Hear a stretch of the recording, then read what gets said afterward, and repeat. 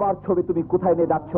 বাপের টাকায় গড়া তোর এই বাড়িতে বাবার ছবি থাকলে তাকে অপমান করা হবে, তার আত্মা কষ্ট পাবে। চমৎকার ধারণা তোমার। দারিদ্রের গন্ধ বাঁকা ঘর হলে তা হয় পুণ্যের ঘর, আর জীবন বাজি রেখে কষ্ট করে উপার্জনের টাকায় পাকা ঘর বানালে তা হয়ে যায় পাপের প্রাসাদ। হ্যাঁ, পাপের প্রসাদ। বাবার পবিত্র স্মৃতি আমি এখানে রেখে যাব না। বৃথা চেষ্টা করো না, বাবার ছবি তুমি নিয়ে যেতে পারবে না। রাজা, আমি জানি তোর অনেক ক্ষমতা হয়েছে, কিন্তু আমাকে বাধা দেবার মতো শক্তি এবং ক্ষমতা এখনো তোর হয়নি। থামো, সরে দাঁড়া রাজা। ছবিটা তুমি দিয়ে যাও। না দিলে কি করবি? কি করবো? সরে যা রাজা, সরে যা।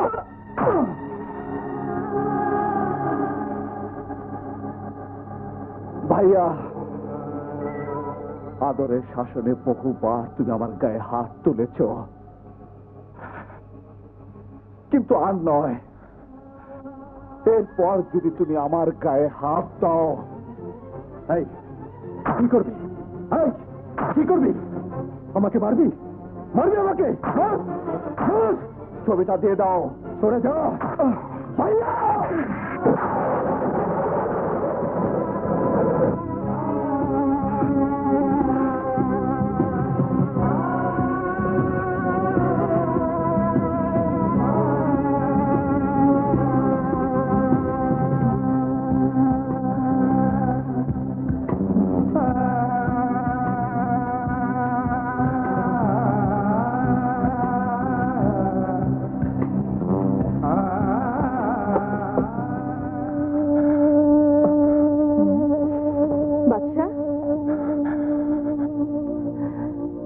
বাদশা, কি হয়েছে তোমার?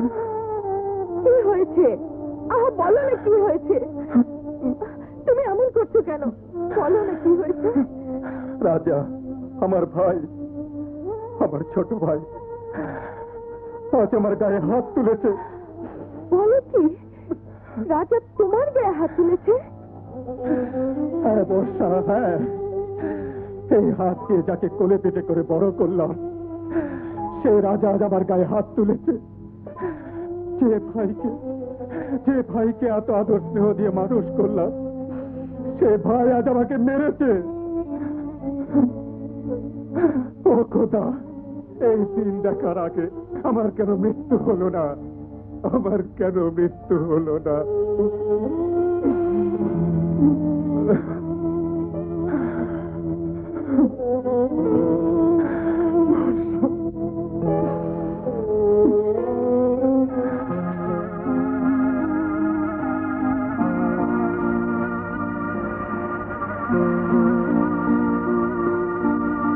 বাহ রাজা, বাহ, চমৎকার উন্নতি হয়েছে তোর।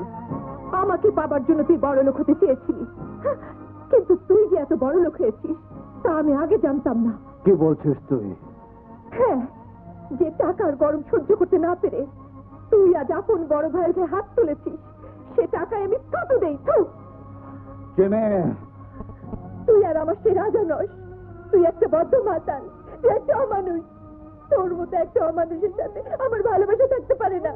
আজ থেকে তোর সাথে আমার কোনো সম্পর্ক নেই, কোনো সম্পর্ক নেই। না না চিনি না, তুই আমাকে ভুল বুঝে দূরে সরে দিস না। রাজা রে, আমি তো তোকে চেয়েছিলাম, তোর ভালোবাসা চেয়েছিলাম, টাকা নয়।